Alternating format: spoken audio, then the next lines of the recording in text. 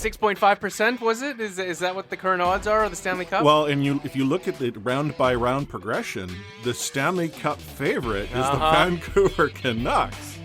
Like, what a time to be alive!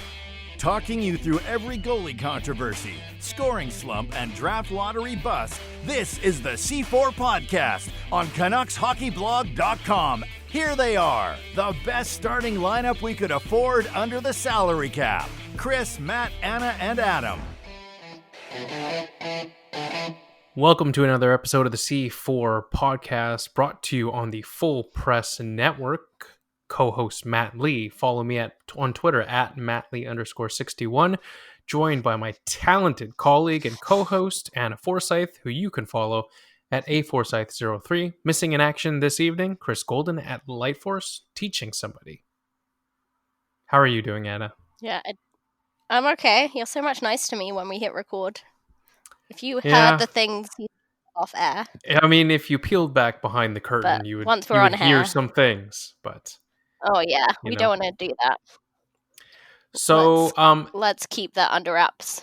Yes, well, the longer we can keep that a secret, the better. It's like Batman's identity. You can only have the Dark Knight's, so much of the Dark Knight revealed in one fell swoop, but all in due time, right? Sure. Anna, how was your Canada Day holiday? Yeah, it was good, thank you. I spent it on the Sunshine Coast, which eventually lived up to his name. It was, very rainy at first and then ended up very hot. But it was lovely. Right, so how about you? Let's talk about this a little bit. I was talking about this with my partner after the weekend, and we both sort of discussed when was the last time you actually saw rain on Canada Day in Vancouver. It's been a long time.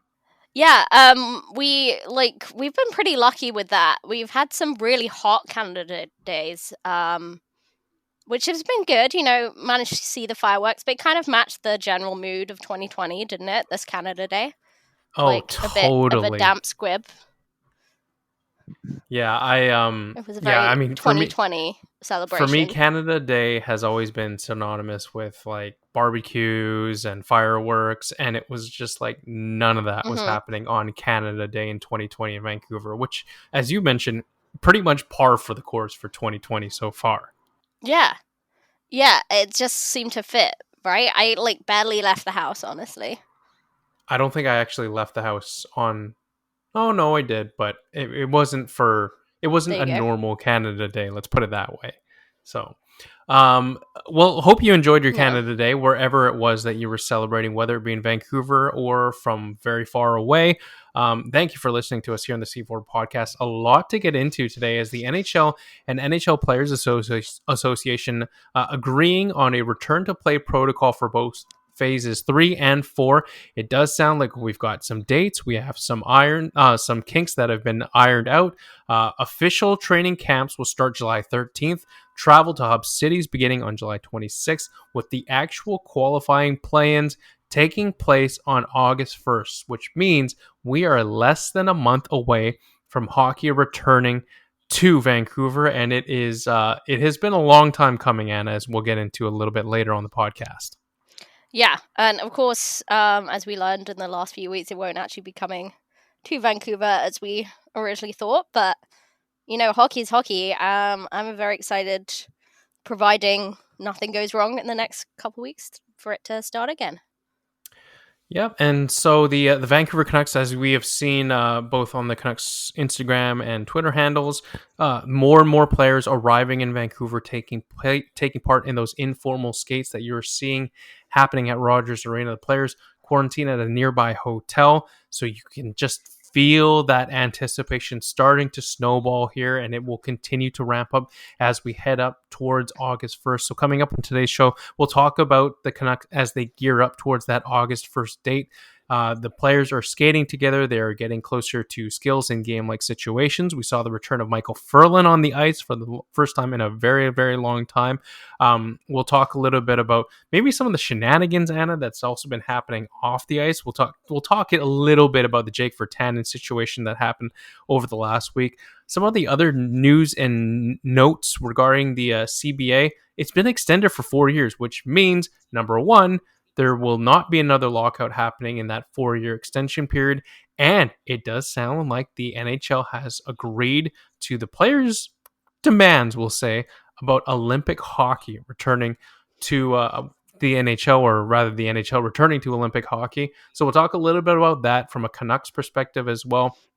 Talk about the salary cap ramifications as the NHL is looking towards a flat salary cap for at least the next 4 years. We'll get into how it affects the Vancouver Canucks from a salary cap standpoint, and then we'll also end up the show with a few quick hitters. We'll sort of give our takes on who will win each playing series and the number of games it'll take. So a lot to get into, Anna. Let's not waste any time. Let's get into Rewind. So, Anna, the NHL and NHL Players Association are midway through the Sunday evening stretch, agreeing or at least finalizing a return to play protocol for phases 3 and 4. Of course, as much as we have enjoyed getting the Hub City updates once a week from the powers that be, it has officially been determined that Toronto and Edmonton will serve as the hub cities. But of course, there are still those lingering concerns regarding leaked texts and positive tests. First of all, your reaction on that return to play protocol, anything that you really want to poke holes in? Not really. I think there's the obvious concerns with quarantining players. And I think that still kind of concerns players as to, how they can see their families still. And I think that's still a concern to players. But I don't think it's necessarily anything's wrong with the setup. I'm sure it's just like, yeah, I think there's no way you can enter a sports tournament like in the middle of a global pandemic still without it still being concerning. But I don't see any details that kind of stick out to me. Do you? Well, I mean, let's talk about this one here. And I thought this was probably one of the more interesting parts of the return to play protocol was the NHL's, for lack of a better word, very strong stance on players who sort of get outside of the bubble, if you will. Once you're in, you're essentially not allowed out. And the NHL has pretty much, and I don't have the actual protocol in front of me, but they are strictly enforcing this bubble, and they would be penalizing teams, whether it be fines or even the forfeiture of draft picks if a player leaves the bubble, if you will. So, I mean, what do you think about the harsh or strong stance the NHL has taken regarding that? Well, I totally understand from their perspective because you've got, on the one hand, players being concerned about their health and they want it as secure as possible.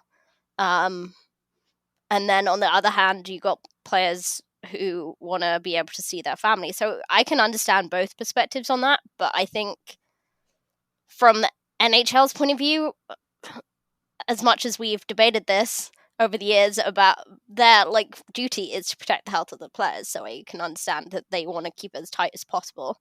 And obviously we heard that there's this opt-out option. I mean, that's quite extreme to go to, but I definitely respect any player that does go for that option. I definitely wouldn't judge them if they did that. Yeah, and then the other part of the return to play protocol from the NHL was they did mention that the families of players would be able to travel to those hub cities starting for the conference finals as well as the Stanley Cup finals, which I assume would at this point take place in Edmonton. So congratulations to the families of the players. You'll get to live in Edmonton for a couple weeks once the conference finals get underway. I mean, initially, Anna, we were thinking that families would not be allowed into the bubble at all times. So I guess there is at least a little bit of a bone that the NHL is throwing with at least permitting families to be inside the bubble, starting with the conference finals. Yeah, and I understand from the player's perspective that's key for them because they don't want to be spending that whole chunk of time out of their family. Just from a mental health perspective, that's huge. Just to know that, yes, you are confining yourself to this bubble for this small amount of time, but that there is some light at the end of the tunnel. in terms of that, because I can't imagine what it would do to players who were already, scared about entering this whole thing, as to like being completely alone in it.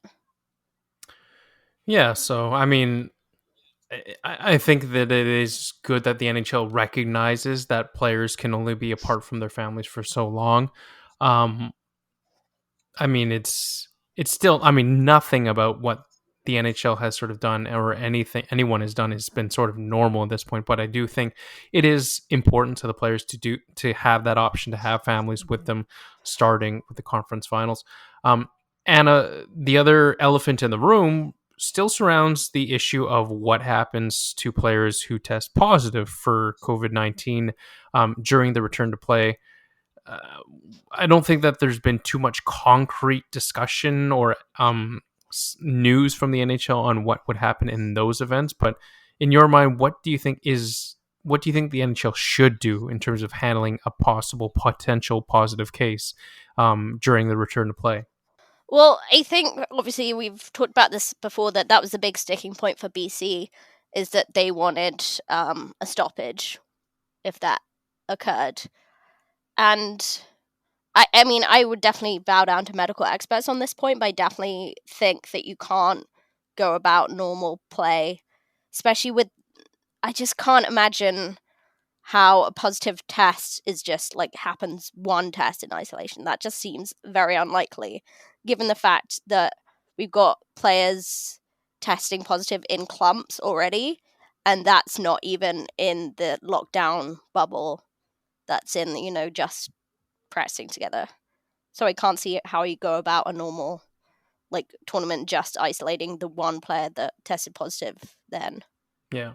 I mean, you look at other professional sports leagues and their return to play. FC Dallas in the Major League Soccer, they have pulled out of the play-in tournament completely because of the fact that they've had so many positive test cases on the team. It's something that the NHL does need to recognize and be aware of and be prepared for, because you're already starting to see it with some of the other professional teams. Um, you look at the situation down in Florida. Tampa Bay had to hit pause on their practice facility after a number of their players tested positive for the coronavirus. I mean, there is a lot of concern. I don't think we're going to see a situation where a player does not test positive at some point during the return to play. And admittedly, I don't really have a solution for what the NHL should do if a player tests positive during the return to play. Yeah, I think you really need to have a good plan in place. Obviously, it's completely different sport in comparison, but the comparison I have right now is the England cricket team, and that they just have them basically locked down. They're going to have them locked down in 2 venues. Obviously, it's a much smaller country, smaller setup, but like they have 700 staff between the 2 venues, including players, and they've been there 3 weeks and have no positive tests. So, like on the one hand, you think getting people to the hub cities might be a good thing, but yeah, if you do bring in COVID to the hub, then like it could easily just spread so quickly. Yeah, and to the NHL's defense, and I don't think that this is a silver bullet for COVID-19 during, what has been a very tumultuous time for everybody, but to the NHL's credit, Anna, they are it does sound like they're going to be quite comprehensive in their testing. Everything from hotel workers to people who are working in food services within the bubble. Everybody pretty much from the top down that is in that bubble will be tested. So I do think that does strengthen the NHL's case for trying to limit or deter the amount of COVID-19 that we will see within the bubble. I don't think it will guarantee we do not see any cases, though. Yeah. I don't know if we want to chat about Jake Vatanen now, but just to kind of make the comparison, getting tested for COVID-19 is not a walk in the park. Like it seems like it's quite invasive. So if you're a hotel staff member and you're subject to that just because NHL want to play, like that's quite a big ask. And just as a comparison to Jake, he obviously wasn't in the phase 2. like a lot of his teammates, but he's gearing up to play hockey in the middle of a pandemic, and he can't be quote unquote trusted to be careful. So how can you guarantee that for everyone in this biosecure environment? It just seems a bit of a reach almost. Yeah, for sure. We will save Jake for the next segment, Anna, but just before we take a break to get to that next segment, now that you've seen what the NHL return to play protocol for phase 3 and 4 looks like now, on a scale of 1 to 10, 10 being the most positive and 1 being the least positive, how confident are you that we actually see the NHL see this through and that a Stanley Cup is awarded at some point in the fall? 10 being the most positive, yeah, most sure. We should stop using the word positive. Yeah, I can't even say that now without COVID related. I know, it's a very loaded word. 7.5. Is it more 8, or less 8, than what you felt before? That's very hard to say because on the day we've had it announced that this settlement's reached, we also hadn't announced that there were further positive tests. So that's, giving with one hand, taking with the other. I guess I'm slightly more positive in that I had a real, I don't know if fear is the right word, but I was definitely worried that the NHLPA might not agree to the terms the NHL had laid out, which honestly I can understand completely from their perspective. How about you? Yeah, I think around an 8. I think there is still that very real doubt that the NHL goes in here without seeing at least some positive cases. I mean, you remember back then there was some of that speculation about how players would wear full face shields during the return of play, and it was pretty much put down very quickly that they wouldn't have to wear face shields. I mean, at the end of the day, hockey is still very much a contact sport, and the reality is that it just takes one player to get it from somebody for a slew of other players, both on his team and on the opposing teams, to potentially get the COVID-19 virus. So for me, I think there is still a bit of fear in how the NHL might go about getting from the return to play to actually awarding a Stanley Cup. But I will say, I think the NHL has done everything that they can do to try and ensure a Stanley Cup is awarded in the fall. Right. But I guess our collective concern would be that there's some things they have no control over. Yeah, absolutely. The NHL is not in control of the situation now, and they weren't back in mid-March when they hit pause in the season. So I think there's still a lot to be determined, but again, to the NHL's credit, they have put their best foot forward in terms of trying to make this return to play work, and we'll see what happens. We'll take a break. When we come back, we'll get into the Vancouver Canucks as they resume skating at Rogers Arena and the eventual return to play from a Vancouver Canucks perspective. All that coming up next here on the C4 podcast and on the Full Press Network. He liked to say the F word. Well, then get the here then. Okay, see ya. Right off. Is going to have the F word on it. I wish I could give you an explanation about it. I can't. You, out of here. You said the F word, Dad. You called me the F word.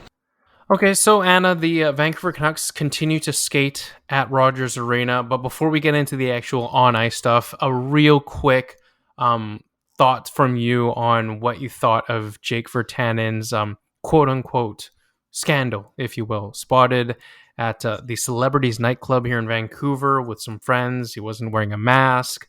To Jake Virtanen's defense, Celebrities nightclub was operating within the guidelines that had been laid out for them. It was a small group, and they had not made masks mandatory. So your quick thoughts on the news, if you will, of Jake Virtanen being at a nightclub. Right, and yeah, just to emphasize, that he wasn't doing anything wrong in terms of team protocol. He wasn't in the, phase 2 yet.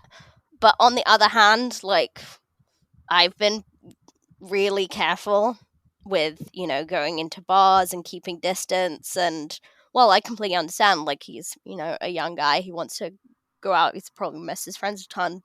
But from the other hand, like, there are lots of players who are just doing the most they can to make sure they're ready for play.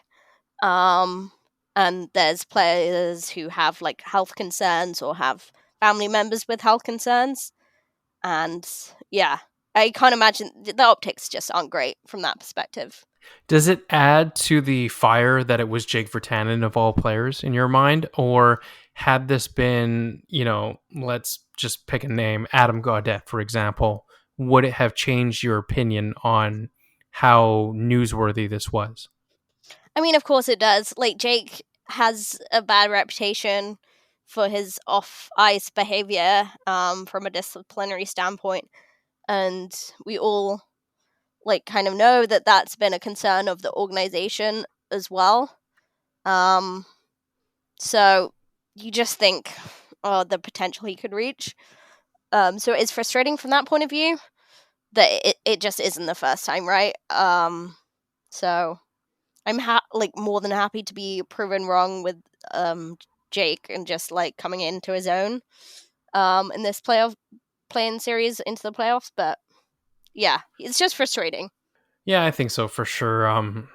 I think from what I gather, this is my sort of take, is that I don't think Jake Virtanen was doing anything wrong. He's quite entitled to be out and about, and what he does on his own time is his own business.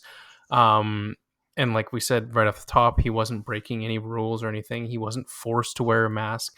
But as you've sort of eloquently put it, Anna, you do expect better judgment from someone like Jake Virtanen, who is one piece in a very large puzzle. The Vancouver Canucks are here. They're playing and, social distancing responsibly. I think Jake Virtanen probably could have used some better judgment in this situation. Since we've seen him back on the ice, I'm assuming that he tested negative and that everything is still on the up and up with him. But I think if this was the other way around and it was a positive case for him, this would have been quite a... I don't want to say it would have been the last straw I have with Jake Virtanen, but my patience would have grown extremely thin with Jake Virtanen's off-ice antics. Yeah. And just final note, he had a hat on at the club saying "worst crew ever," which I believe was a comeback at Brendan Leipzig's takedown of his friends. But really, Jake does need better friends, because if you don't, if you're friends with an NHL hockey player, you should be understanding not to be filming stuff and putting it on Instagram. Come on. Yeah, it is a constant challenge, I think, for players in the 21st century, is just trying to stay off social media in general. And I think sometimes Jake Virtanen needs to stay off social media, and especially Instagram in this particular case. Moving on, Anna, to the actual on-ice stuff, we're seeing more and more players returning to the Vancouver Canucks ice, including, just to name a few, we've seen Elias Peterson, Brock Besser, Louis Eriksson. I don't know why his name keeps coming up, but Alex Edler. A lot of players who were already in town are continuing to skate, like Troy Stetcher, and other players who are arriving, just like Jay Beagle and Brandon Sutter, I saw in some of the video clips as well. They're starting to skate as well with the club. And as we ramp up towards that official training camp date of July 13th, which is literally a week away now, Anna, what are you sort of thinking at this point? Is it good that the players are continuing to get their legs under them? How much do you think the Canucks will be ready and prepared for August 1st hockey? Yeah, I mean, I think it's a challenge for every single team. Obviously, they're trying to bring together these groups that they're having to quarantine, like, within the team, players that have come from within Canada, like the US and then Europe. So it's, not ideal, because that doesn't divide easily into, good groups that work together necessarily. But I think they're doing the most they can with, the confinements they have. it was good to see, like, it looked a little more focused, the stuff we were getting today, a little more skills-based rather than just skating, so it seems like they're getting slightly closer to getting used to skating again at game speed and, yeah, closer to gameplay, which is good. One of the names we did see that I didn't mention was Michael Furlan has returned to the Vancouver Canucks ice, Anna. And, it's hard to glean anything really from, a minute-long clips of Michael Furlan. I think you see him take one shot and it goes into the top corner, big deal. But I guess it was still a positive to see Michael Furlan actually on the ice skating with his teammates. Oh, for sure. I don't think it says anything until he's, running a full contact practice as to whether he's in game shape. And then once again, I think the actual play-in series will be a huge test, but the big steps up. But, from his previous injuries, it didn't take long for him to get off the ice again pretty quickly. So he looks as good as he can right now. I will say it was kind of strange. I almost forgot who that was. I was just like, who's that guy there? But yeah, it's definitely good to see. Okay, so let's get into this, Anna. And two names we haven't seen, and we know they're in Vancouver. Adam Gaudette as well as Tyler Toffoli, both of whom returned from the United States, where, of course, we know the ongoing coronavirus situation there has been less than ideal. I'm not going to jump to any sort of conclusions, and I'm simply going to disclaim this as complete theory on my part. But I do think it's interesting that we have seen players such as Brock Besser who have returned from the United States as well. We have seen those players return, and we've seen clips of them practicing on Rogers Arena ice for a while now. And yet Adam Gaudette and Tyler Toffoli have both been here for pretty much a week now at this point, and we haven't seen them at all. I don't want to theorize that they necessarily have tested positive for COVID-19, but you have to admit that it is a little off normal that neither of them have been seen or heard from, not even in a media availability on Zoom or anything like that. Right. I mean, I'll bite because this is all we have to talk about. This is very Canucks conversation here, like Canucks fan conversation, in that we need to keep tabs on all our players. I mean, Gaudette is streaming. He is somewhat being public. He's on Twitch. Tyler Toffoli's posting on Instagram. I don't know. Obviously, both of those things could be true, and they could still be positive tests. Mm-hmm. Could be that they're taking precautions for other reasons. Yeah, that could be any number of things. Obviously, I hope it's not the case. You kind of feel like it's a black mark in your copybook if your players are testing positive. We'll be honest, we look down on the Tampa, the mess that's going down in Florida, but this virus doesn't discriminate, and you can be super careful and still get it. So yeah, I hope that's not the case, but yeah. And of course, no one here is hoping that is the case, of course, but I do think it is, again, like I mentioned, a little obscure that, the Canucks Instagram and Twitter, they've been firing off, these 1-minute packages, if you will, of players who are practicing on the ice. And yet not once have we seen Gaudette and Toffoli, two players who have, of course, played a very big role in the Canucks' success this season. So I do think it is a little interesting that neither of them have been spotted. And again, none of them have done any sort of media availability. And furthering, this suspicion, if you will, the NHL announces that players have, tested positive for COVID-19, but they don't exactly disclose which teams and which players they are. So we might never know if either player have tested positive for COVID-19, if that is even the case. Yeah, you're right, but, we've had these stories that it's the St. Louis players and stuff, and we've had them come out Tampa as well, and you've got to think in a market like Vancouver, someone would figure it out, so, yeah, unless something comes out in the next couple of days, I'm going to believe that there's some other reason we haven't seen them. Yeah, fair enough. Let's move along here, Anna. The other news of the day is that the collective bargaining agreement's been extended for 4 years, which is great because it means there definitely will not be another lockout in that stretch of time.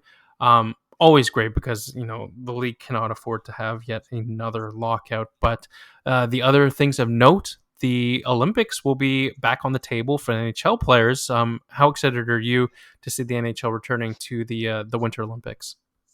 Yeah, I mean, from a personal point of view, it doesn't matter to me that much, like the quality of the hockey in the Olympics, but just from the players' point of view, it's absolutely huge. And I think it's kind of crazy that in a sport that literally wouldn't exist without the players, their wishes are so sidelined with Olympics, because the Olympics is really important to them. And the fact that they've been kept out, I think it's kind of crazy. So I think it's big. Will I watch it more? Probably slightly, but I think it means more to the players and more to Canadians like you than it does to me, who barely watches the Winter Olympics. So yeah. I will say this.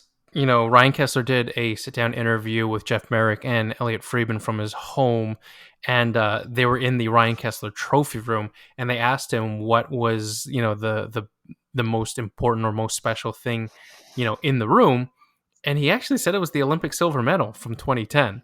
And Ryan Kessler could have said anything. He could have said any of the Selk trophies that he's won. He could have said the World Junior Championship gold he won back in 2003, but no, he said it was the 2010 Olympic silver medal. So I do think that speaks some volumes about how much NHL players wanted to go back to the Olympics and how important it is for them. Totally. Yeah, it seems like it's a huge thing for them. So I'm really pleased from their perspective that it's something they've got back to. But yeah, it does seem like they maybe gave up some other things to get there. Real quick, Anna, on this current Canucks team, which of them do you think will be playing for their country in 2022? 2022, that's 2 years is a long time, to be honest. And providing, but let's just kind of say that no further issues call a stop to play or something like that. I mean, Pedersen has got to be first off the list there. He's going to be playing for Sweden. I think Quinn Hughes is a lock for the US. But I think it's Quinn Hughes for sure. I think Brock Besser is a likely but not a lock. Brock Besser for sure. Yeah, I'd see him getting on. He's definitely on the squad. Whether he gets on the starts all the games, that's another thing. He'll be a little older, but I think I think he'll be a little bit older, but I think JT Miller will get some consideration as well. Yeah. Aside from that, but that might, maybe if we're going into the long future, maybe you see Vasily Podkolzin playing for Russia. Maybe. Oh yeah, but I doubt 2 years is enough for him to get there. So. Yep. You already mentioned Jacob Markstrom. Maybe Thatcher Demko gets a look. I think he'd have to have a lot more NHL experience between now and then for that to happen. Yeah. So. I think you're right, but I can see a situation where USA Hockey wants to incorporate Demko maybe as their third goaltender or something, just to give him some of that experience. Because outside of Florida Panthers prospect Spencer Knight, I don't see many other young up-and-coming American-born goaltenders that could be representing them. And, by the sounds of it, it sounds like the NHL players will be back at the Olympics for both 2022 and 2026. So I do think that there's a path where Demko does get at least consideration. Right. And I guess Roussel if France somehow qualify. Yes, Roussel as well if France were to qualify. Anna, just before we get to a break, let's talk a little bit about, I guess, well, we did talk about Michael Furlan already. So, I mean, for you, do you think Olympic hockey is important to the fans at all? Oh yeah, definitely. Just because I'm not bothered about it, I'm not Canadian. Like, I think it's huge for the fans. I think it's as important as it is to the players. I think it's a huge blow, especially like Canadian fans in Vancouver. Like, that memory of 2010 is so special to them. To think that they're not, like, that they haven't had that high caliber Olympic level hockey for the last little bit. I'm sure it's a great comfort to know that they'll get NHL players back into Olympic consideration again. Yeah, I think so too. The last thing, I think, before we take our last break, the NHL also announcing that the salary cap will remain relatively flat for the next 4 seasons or so. Doesn't sound like there's going to be any sort of cap relief in terms of the Luongo cap recapture penalty, nor will there be any sort of amnesty buyouts, Anna, which really puts the Canucks into a very precarious position in terms of their cap crunch. I don't want to get into it too much just because we've talked about this quite extensively in the past, but given what we know now about there won't be an amnesty buyout and the Canucks won't get Luongo's cap recapture off the books, how much are you resigned that the Canucks will have to let one or more of Jacob Markstrom, Tyler Toffoli, and Chris Tanev walk in free agency? Yep, like, I guess we sort of always knew that was probably the case. A compliance buyout was a Hail Mary. A more flexible cap was unlikely too. I will say that I do think it's kind of nonsense that they're treating the lost revenue due to the pause as a player debt to the owners, these hugely rich people, and really poor treatment of the players. I think that really just shows how, like, they're treated as capital rather than people. But I digress.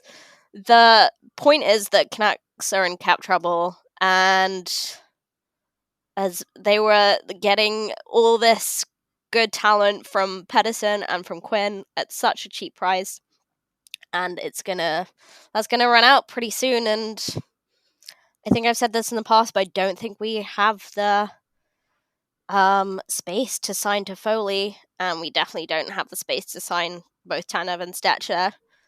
And I think that the Canucks are gonna bank on Markstrom and Tanev. So you're resigned to seeing Tyler Toffoli probably walk in free agency.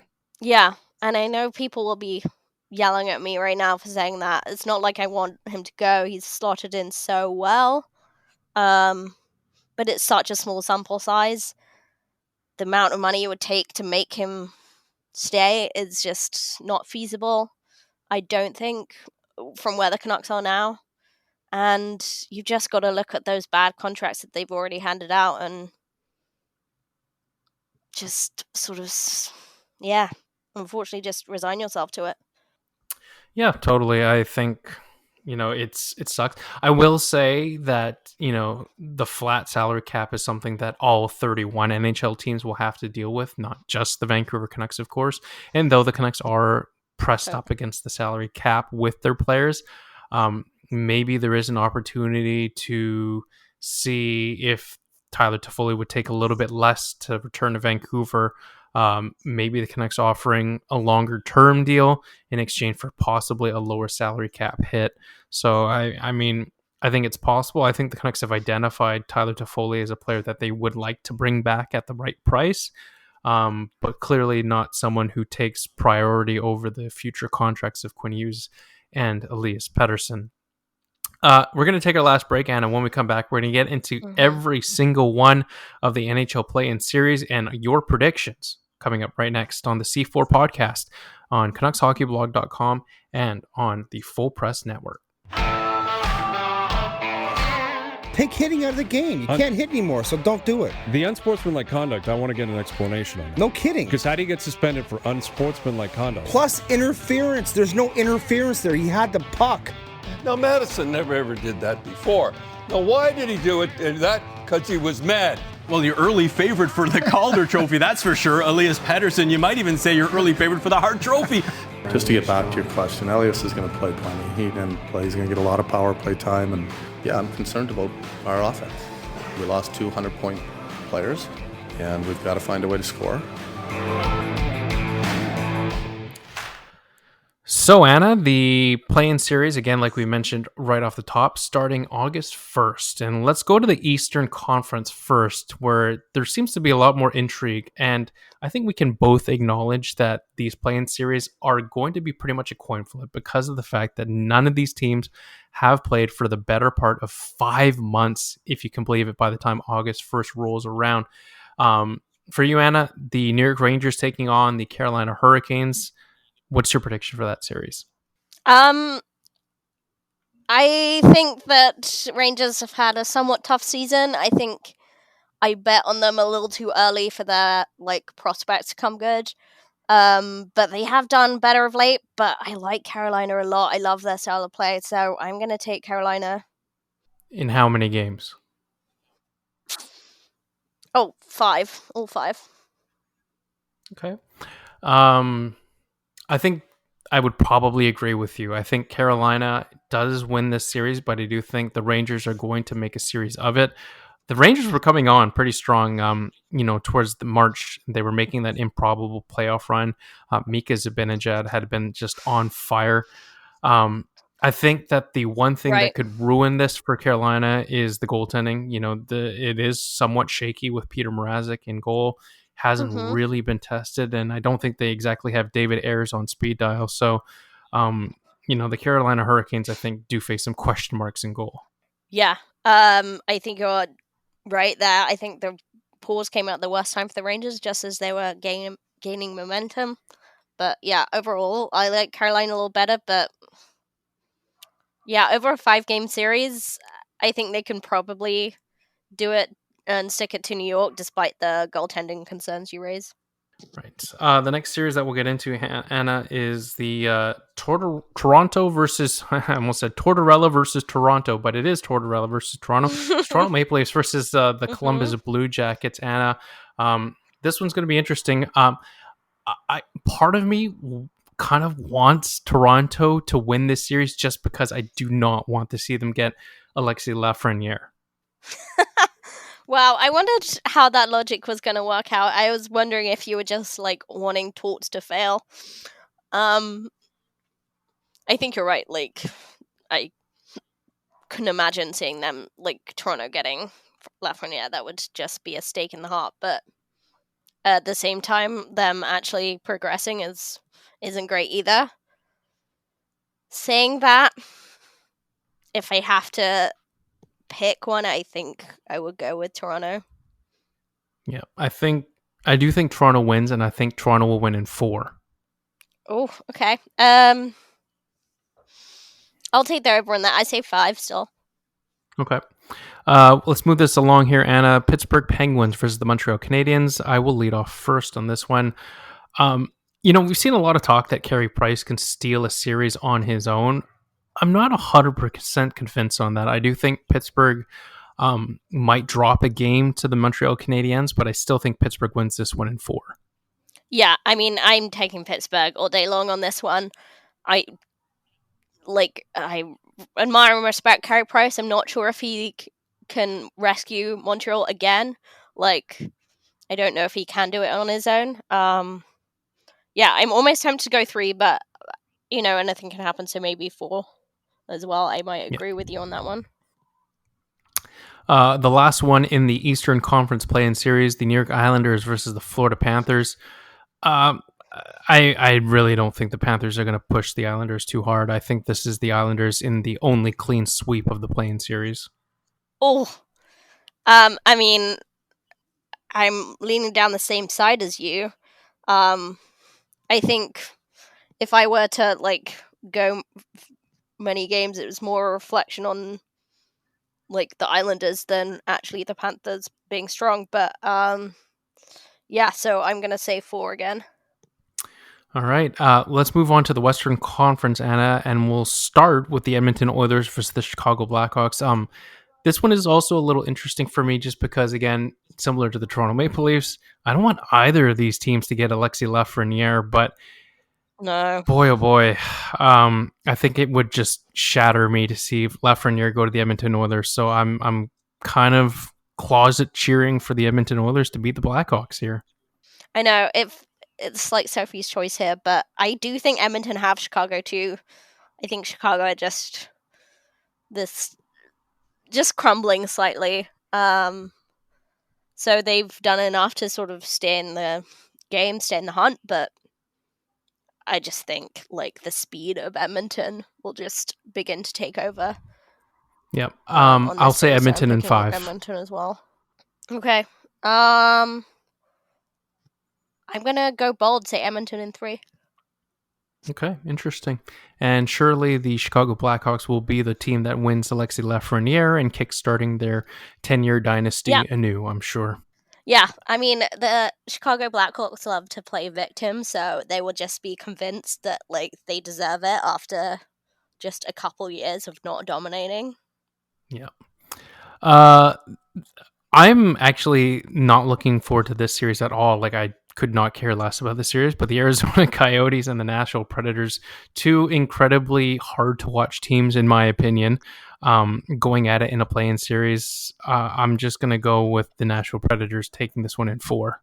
Yeah, I think a lot of what's charming about Nashville too is their fans. So without their fans, then you kind of even lose that. And without playing in Nashville, which again is another charming thing because it seems like such a great city. Not too stoked about it, but yeah, I say Nashville in 5. Okay. The Calgary Flames taking on the Winnipeg Jets in the only all-Canadian play-in series matchup.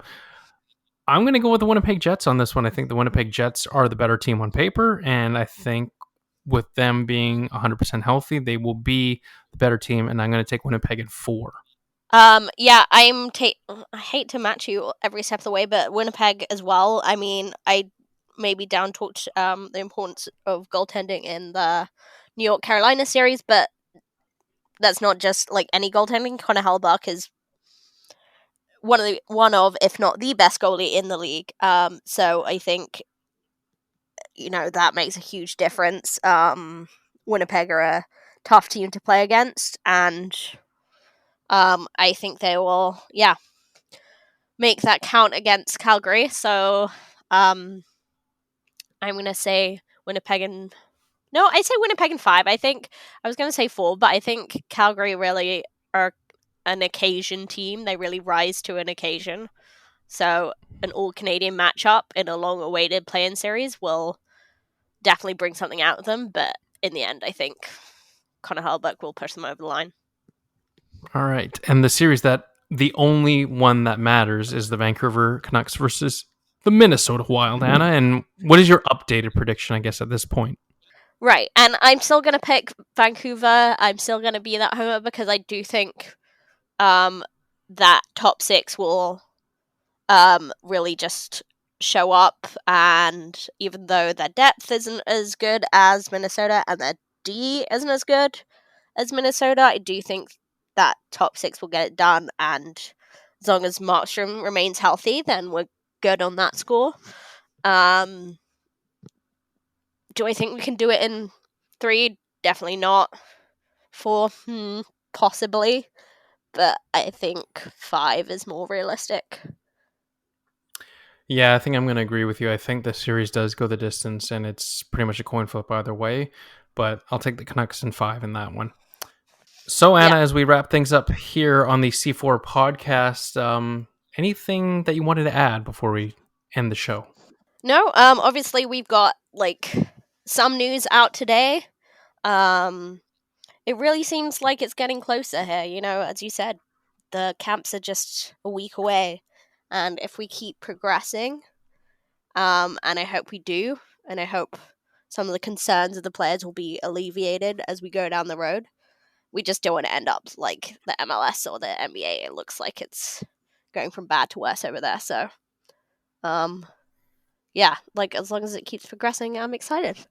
Certainly, and I would echo those sentiments just because it's been a little disheartening to see other leagues coming to the trouble that it has. We've mentioned the MLS. We haven't even talked about Major League Baseball, which continues to face so much uncertainty with regards to resuming play for their season as well. And the NFL is another big one that doesn't even have fans possibly playing in the arenas at this point. But it's I think even though there are some very well laid plans, as the old phrase goes, even the best laid plans do go to waste. So I think it's important to keep the expectations maybe at least a little bit in check. And even though you and we have continued to get excited for the possibility of hockey returning, as we've seen in 2020, and anything that can go wrong does seem to go wrong. So I do think there is needing to be a little bit of a checking in of expectations. So I am trying to temper my expectations a little bit as well.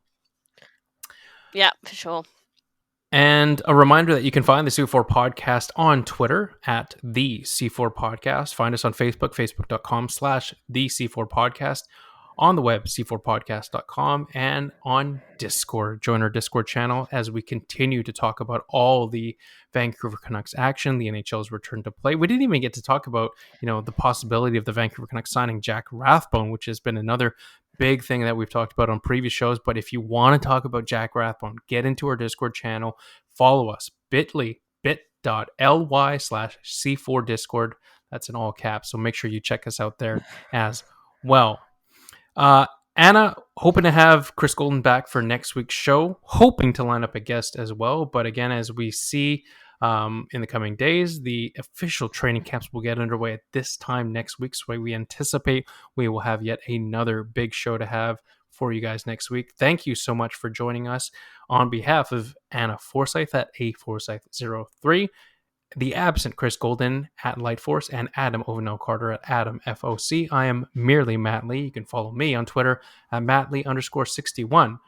With all that said, we're out.